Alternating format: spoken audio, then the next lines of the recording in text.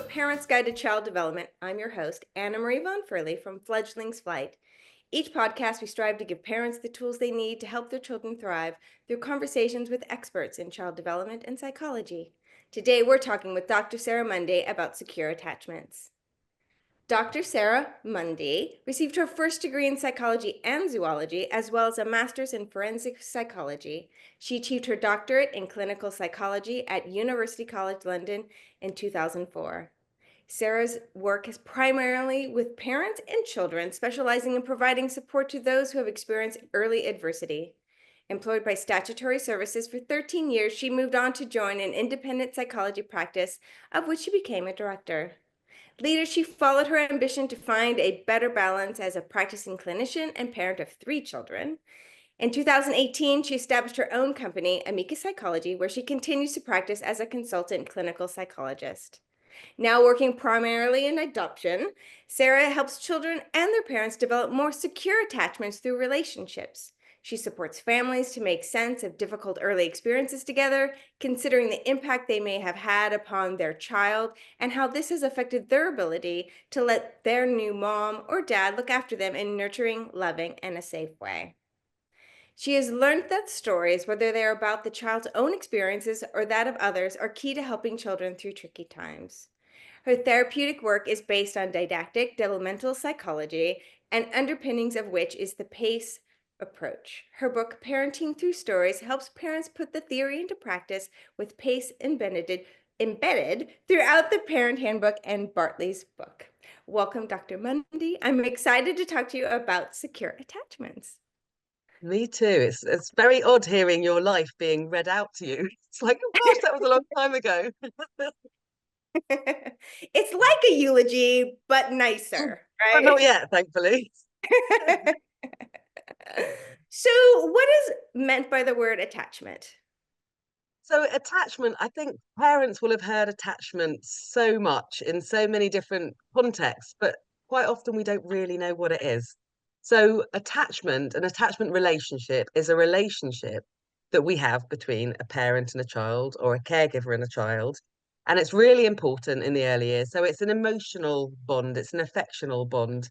And the reason it's really important is if you think about babies, human babies, we're born pretty useless and we have lots of needs. And we can only survive if we have somebody to look after us. So the attachment relationship is there to help us survive and to thrive. So it's basically an emotional bond. There are different types of attachment relationship that I'm sure we'll get into. But the way we parent then affects the way our attachment relationship develops with our parent, with our child, and then in the longer term, how we view the world, how we see ourselves, and how we develop relationships later on in life. So initially, it was conceptualized as a parent-child relationship in the early years, but now people talk about attachment throughout the lifespan. Oh, no, it totally makes sense. So Mm. tell us about the different types of attachment relationships. So the gold standard for attachment relationships is a secure attachment relationship. And a lot of parents get in touch with me and say, I'm really worried my child's not secure. They need to be secure because attachment is the cornerstone of children's development. And a secure attachment is what we are aiming to get. But before parents start panicking, I would just like to say only 55% of us are securely attached. We all have some vulnerabilities, we all have some insecurities. So don't worry if you think, oh my gosh, my parenting isn't perfect, my attachment relationship isn't secure, because that's for a lot of us the case. But a secure attachment relationship is where a parent offers consistent, nurturing parenting in a way that a child starts to feel safe. They learn that their parent is someone they can approach. They learn that people can be trusted and they learn to express their needs. So basically, if you are responding, tuning into your child, helping them feel safe when they're distressed, supporting them consistently, your child is likely to develop a secure attachment relationship. Now, it's not like you can do this all the time. So it's patterns over perfection. There's an Instagram account, My Teacher Mummy, I think it's called, that talks about patterns over perfection that I love because some parents worry that unless they're perfect all the time, they're not going to help their children develop secure attachment relationships. But actually, some research has found out if you're in tune with what your baby's expressing about 50% of the time, then they're likely to develop security in their attachment relationship with you. So that's the first one. 55% of us develop secure attachment relationships. And the benefit of that is that we learn more quickly to cope with our feelings, express our feelings, notice what's going on inside of us because our parents have supported us to notice that, ask for help when we need it, trust others.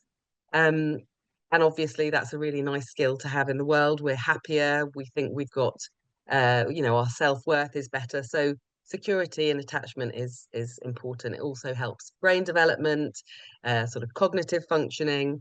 It's really helpful.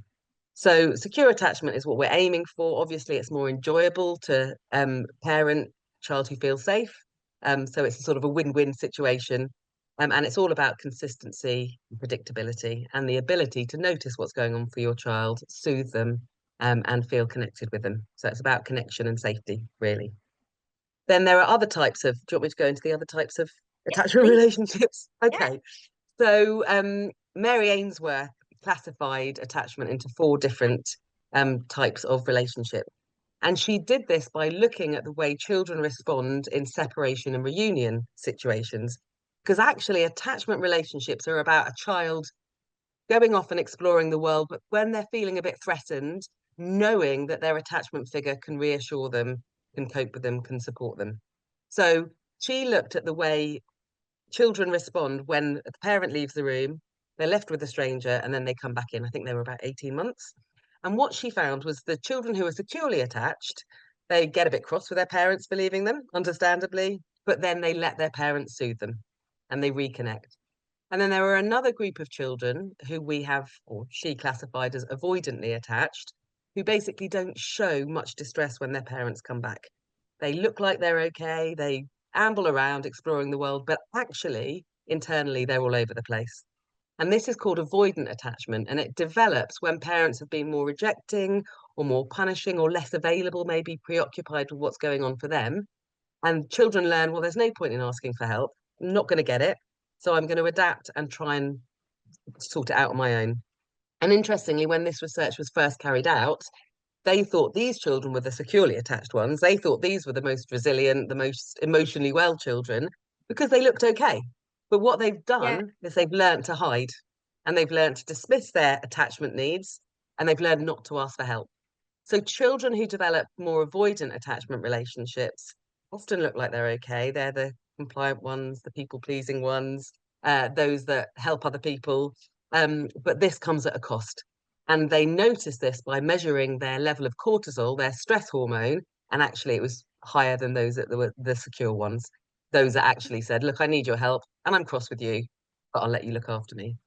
So that's another type of attachment relationship. There's secure, there's avoidant, and then the third attachment style or attachment relationship we talk about is ambivalent, sorry, insecure ambivalent.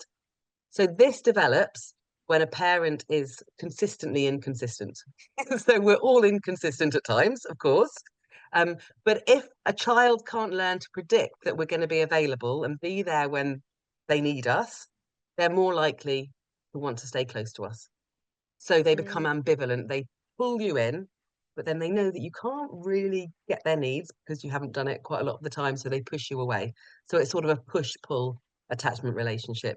And then the strange situation assessment where the reunion and separation happened, or the separation and reunion happened. These children were just very vocal, screaming, wanting their parent when they came back in, but not letting them soothe them. So there are three types of attachment relationship. The fourth is disorganized.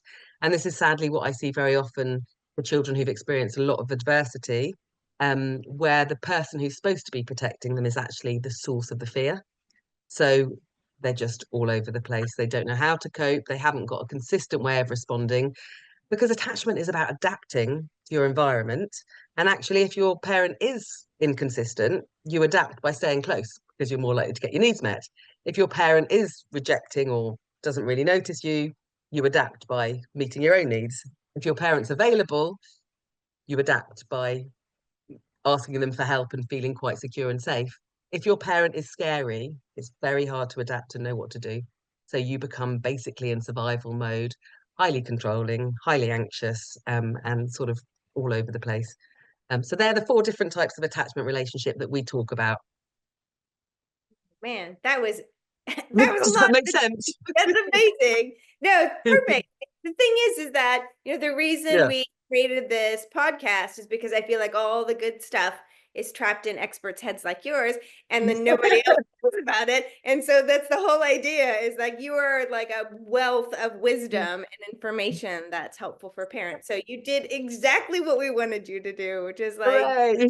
out there. And I'm sure parents who are watching will be able to now name like the type of relationship they have with their child. And if you can't name it, you can't do anything about it. So if you can't recognize what's going on there, you have no way of improving any situation.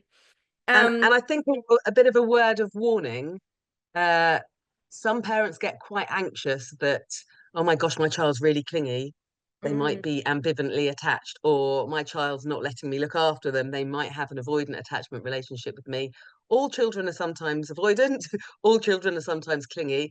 And especially in toddlerhood, our children are striving for independence, but then they need you. So try not to worry if your child's not always doing what you'd like them to do. It doesn't mean you don't have a secure attachment relationship. It really doesn't. I think we sometimes worry too much about it. And even if it's not a secure attachment relationship, even if a child tends towards one or the other, it doesn't mean you're a bad parent. It just means that there's a pattern that might not be that helpful that we might need to look at changing a little bit. mhm. Thank you for that clarification. So speaking of, while, how do I want to say this? Well, let's just move on. So all children have big emotions. So we know that for sure. So it doesn't matter the child, they all have huge emotions. Yeah. And sometimes they have a hard time calming themselves down when they're upset, or allowing someone to help them calm down. So can you explain why this happens? Yeah, I mean, if you think about babies, they're just a sort of a bundle of chaotic emotions and pooing and needing to feed. And our job is to notice what they need. It might take 20 guesses, but our job is to notice what they need. I remember when I had my first baby and he was crying, and I just felt like I went through every single guess before I knew whether it was pain, whether it was nappy, whether it was feeding. So, we're not going to get it right straight away. But the more we can notice what children are needing and give it to them, we are then helping them manage their feelings. We are soothing them, we are containing them, we are supporting them. Because children are born with their brains not particularly well developed. And they start off in the very bottom part of their brain, their sort of survival part of the brain.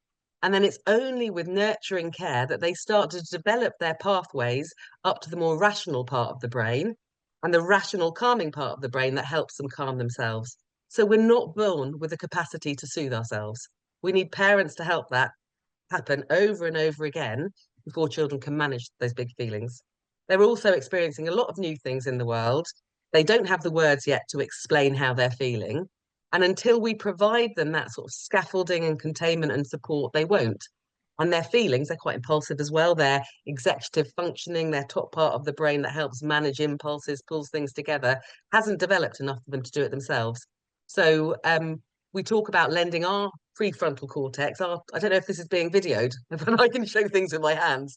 Our prefrontal cortex, top part of our brain, to help manage our children's brains. And then they will develop from focusing on this, with everything going into this, if they feel stressed, threatened, hungry, angry, whatever, to helping them develop these pathways into their brain so it can all become quite well connected. And the problem is, little children, they don't have those pathways well developed. So when they feel angry or frustrated, they're going to flip their lid. I don't know if you've heard of Dan Siegel and Tina Payne Bryson talking about flipping the lid. So it's basically you get really angry and your brain all gets into a wobble. Everything gets focused on the bottom part of the brain, which is surviving, running away if you're old enough to run away, fighting, screaming, biting, whatever, all very normal. And we need to help them put the lid back on. And the more we do that, the more they learn to self regulate. Historically, as parents, we've been told, well, they can just go to timeout or they can just go and sit down and calm down on their own. That's not the way the brain works. The brain needs a parent to help them calm down repeatedly before they can do it themselves. So yes, as humans, we have big emotions. It's just we learn to cope with them as we get older, and we do that much quicker if parents are available to help us calm and soothe. It's called co-regulation. So we are regulating the feelings with our children. And the more experiences they have of that, the more able they are to do it themselves down the line, but not for a long time, which is why toddlers still have big meltdowns and outbursts, and 5-year-olds do sometimes, and my 13-year-old does as well. But, yeah. But it never goes away. Sadly not. There are moments in life where it's more than others. Yeah. So earlier you were talking about this experiment where how they developed the 4 different Mhm. attachments, and it was the parent leaving the child, and what that made me think of was separation anxiety. And it's common in young children, especially Yeah. when before they have object permanence, so that they realize that when an object is not in sight, that it hasn't disappeared forever. And but after that age, then I guess it's named more like separation anxiety. So can you explain for those who are unfamiliar with the phrase separation anxiety what it looks like? So very simply, separation anxiety is when you're anxious of being separated from somebody.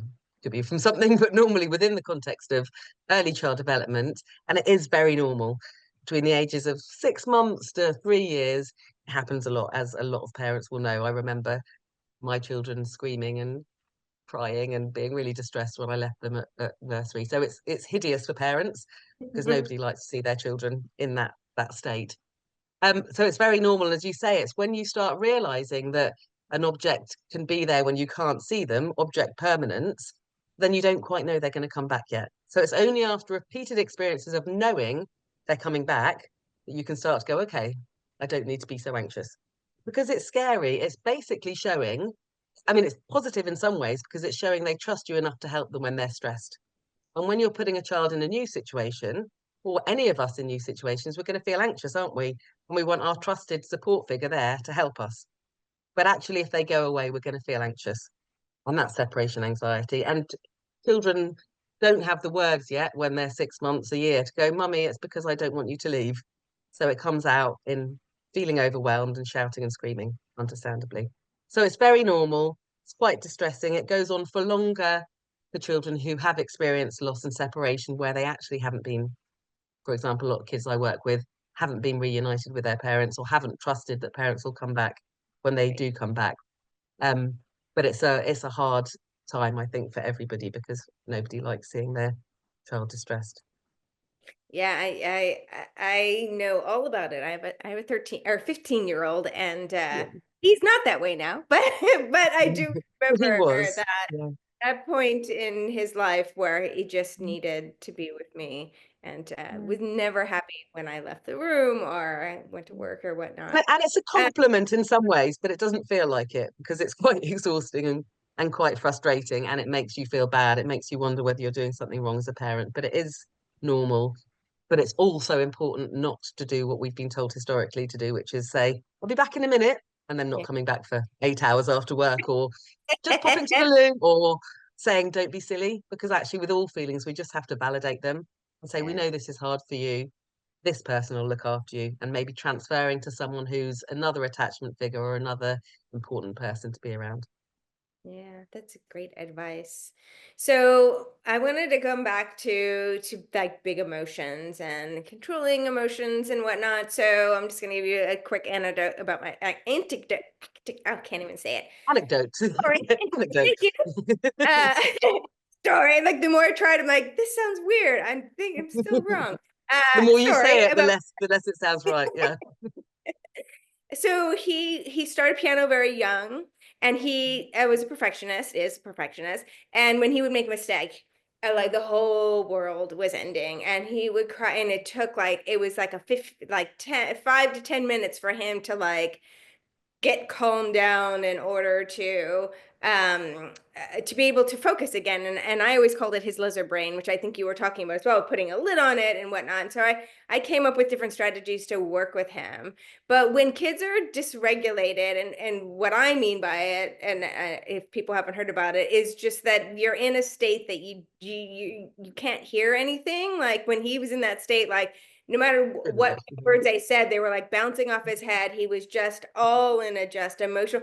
And, I would try to make jokes and I would try to give him like little tasks to do or like push-ups or like this. I had this little fidget that he would play with, anything that would just get his mind off of sort of like cycling. I can't do it. I don't know what I'm doing. I'll never get to do this. And da, da, da, da, da, and exhausting. But sometimes like children bring in other emotions that when they're getting dysregulated, that may or may not be having some kind of impact on what they're feeling. And I've heard, and I don't know if it's true, so I just want to ask you about is like, does like the feelings of like shame or guilt, does that play a role when kids are like emotionally dysregulated? Yeah, I think shame is really, well, it's hugely important in the work I do because children. So, firstly, we need to define shame. So, shame is a feeling I am bad. Mm. It's not I've done something bad, it is I am bad. And it is a horrible feeling and it is a visceral feeling. And we all have it and we've all had it. Um, and what happens when we feel shame, because it's so uncomfortable, shame actually means to hide, to silence. So we don't want to say I'm feeling shame because it's basically I'm bad and I don't belong. And we're social species, we want to belong, we want to get things right, we want to feel connected with people. So what happens is we put up a shield of shame.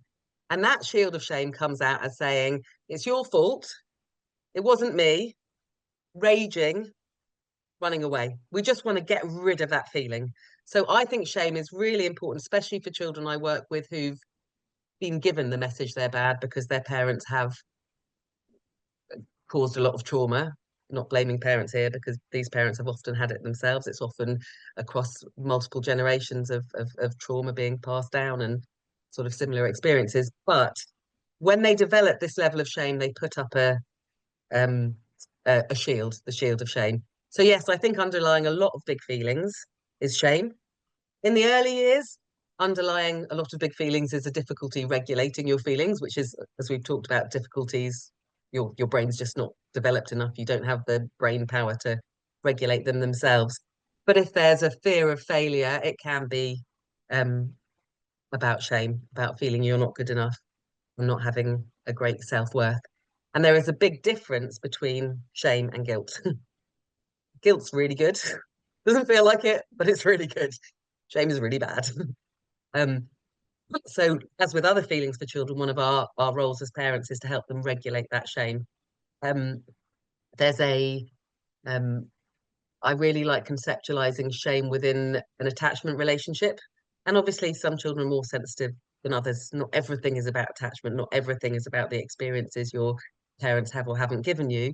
Um, but I think what happens with shame sometimes, again, I'm doing a diagram with my hand. I'm not sure how helpful that is. The way we develop it is we have connected experience with our caregiver, and then we have a rupture. Now, we all have ruptures. That's absolutely normal. And that might be because the parent doesn't notice the need, because we can't notice needs all the time, or it might be that the doorbell rings and they get distracted. And when we have that rupture, a child feels a bit of shame. I don't belong. I'm not important. Yeah, that's fine. It's part of normal development. Our job then is to repair that rupture, reconnect with our child, say, "Oh, I'm sorry, the doorbell rang, I had to go and get it. You seem quite upset," or "I'm sorry, I'm shouted at you. I didn't want you to touch the fire because it was hot." So we're saying, "I still love you, even though we had that moment of rupture, even though we had that disconnection." And then when you have that, you then get back to being connected again. And when you do that lots of times, you're giving the children the message that they do belong, that they are good, that we all make mistakes and we can still love them, warts and all. So we are regulating that shame. And when we are regulating that shame, children start to feel guilt. And guilt is a pro-social emotion because it's tolerable and it's like, oops, I made a mistake. I'll repair that. Not, I am a mistake. I am bad. That's intolerable. I'm going to put my shield up. More, I made a mistake. I shouldn't have touched the fire. That wasn't very helpful. I could have got burnt. Mum still loves me, but I won't do it again. So can you see the difference? It's the same sort of circle of sort of being in tune with caregiver and having a rupture. When you repair it regularly, they then start to develop guilt. When you don't repair it, shame builds up. Does that make sense? Yeah, that makes sense. And that also sort of like pivots it into my next question is like, why is rupture and repair important in creating secure attachments? And you touched a little bit on it, but maybe you want to say a little bit more. So it's really important on so many levels. Firstly, it's showing that you can have little wobbles in relationships, which we all do. Nobody's perfect. And you can still be loved and connected, and you can still have a self-worth. If you don't have that repair, you don't reconnect. Actually, without ruptures, you can't then deepen that relationship because you can't learn that you can be together, you can make mistakes, you can not behave in the way either of you wanted to, and still be connected. Because attachment is about being connected, feeling safe with each other, primarily the child feeling safe with a parent, trusting them to be available, but also knowing that relationships are not perfect and you can still have that security whilst you can still have boundaries, you can still have squabbles, you can still have conflict, you can still have that secure person. There will be ruptures, but we need to repair to reconnect. And I think that often falls by the wayside in adult relationships when we haven't been taught in younger relationships that a relationship does work that way and secure relationships work that way. Does that make sense? I don't think I explained that very well. Yeah, no, So, it totally makes sense. So I've heard about this PACE model. I brought it up in your introduction, but for those people who don't know what it is or unfamiliar, can you tell us about the PACE model? so I love the PACE model. It's developed by a psychologist called Dan Hughes, who's an American psychologist. Excuse me. I just recovered from the flu actually, so I'm a little bit chesty, so apologies. Um, so it's about different qualities that we can offer as parents to children to help them feel more secure, to develop more security in their attachment relationships. And it was developed just considering what it looks like, what attachment relationships look like when they're working well. So the elements of a secure attachment relationship: playfulness, enjoying each other's company; acceptance, accepting a child for who they are; curiosity, exploring what's going on with them. The more we explore what's going on for a child in terms of their life, in terms of their emotional world, the more they'll start to reflect on it. And obviously, the better we are on making meaning of things and reflecting on things, including who we are and what we're doing, the easier life is. We can predict things, we can make sense of things, we can learn from things. And empathy, whereby we are with children in their distress, we feel with them. So it's basically, it's not like a toolkit or a it's more of an attitude or an interpersonal stance that the more we can with our children be playful, we can accept them, not put too much pressure on them, still have expectations, still have boundaries, but accept that there's something driving their behavior. Be curious with them, be empathic with them, the more secure and safe they'll feel with us. And if you just think about the relationships that you have that work well, they have those qualities in them, don't they? They're playful, they're accepting, they're curious and empathic. The trouble is for parents, all of us, even though that might be common sense, it can be very hard to put into practice. Firstly, if we haven't had playful, accepting, curious, and empathic parents ourselves, we maybe haven't experienced that so much, so it might be harder for us to offer those qualities. And secondly, when we're really stressed, those things go quite quickly. So it's about how we can do that in a way that's, you know, as consistent as possible, whilst recognizing that it's not always easy. Fantastic. So we've got about 2 minutes left, and I Well, want that's you gone to quickly. I know, it went by so fast, Ah, right? yeah. I want you to tell us about internal working models. Hmm. Can you explain what they are and how they're relevant for parents and children? Wow, internal working models in 2 minutes. Okay, this is Yeah. challenging me. Right. This is all part of attachment theory. So internal working models are blueprints or templates of how we see the world, and then it predicts how we behave. So they develop based on our experiences of the world. So if we are regularly supported to express who we are, um, express our feelings. We know that people notice our needs and we know that people are available for us. We will start developing these templates. Others are available. I am lovable. I can approach others for help. I can tell people how I feel. I'm good enough. That is an internal working model you'll develop if you had a secure attachment. Whereas if you were, and obviously that then predicts how you behave, and then that how predicts how other people interact with you, because if you're approaching people in a positive way, they're more likely to come back to you in a positive way. So then not just your interactions with caregivers, but also with other people reinforce those models. Whereby if you have a parent who's quite rejecting or punishing, you start learning, I can't ask for help. I am not good enough. I'm not really lovable. The world is not really safe. And then you will approach the world in that way because it fits with your environment. So they're templates that you've learned from patterns of being parented that then predict how you see yourself, how you see others, and how you see the world. That was 2 minutes. That was okay, a Yeah, bit less than two amazing. minutes. Yeah, So, thank you so much. I know that you are an author. If you want to tell us about the books that you've written and how people get in contact with you, that would be amazing. brilliant. Lovely. So yes, so my Instagram is parenting through stories because I think that stories are so important in making meaning of our lives, making sense of our lives, and understanding what's going on for children and parents. And so I've written some lift the flap stories, children's stories, specifically for 2 to 5 year olds about things that we all struggle with at that age. So there's one on separation anxiety. Can I hold them up? Please stay here. I want you near. It's about separation anxiety. There is one about anger. Stop that now. I don't know how. There is one about bedtime routines. So these are all things that are really common but quite tricky in the early years. And what these books do a bit differently, they're interweaved with pace. So they're focused on attachment.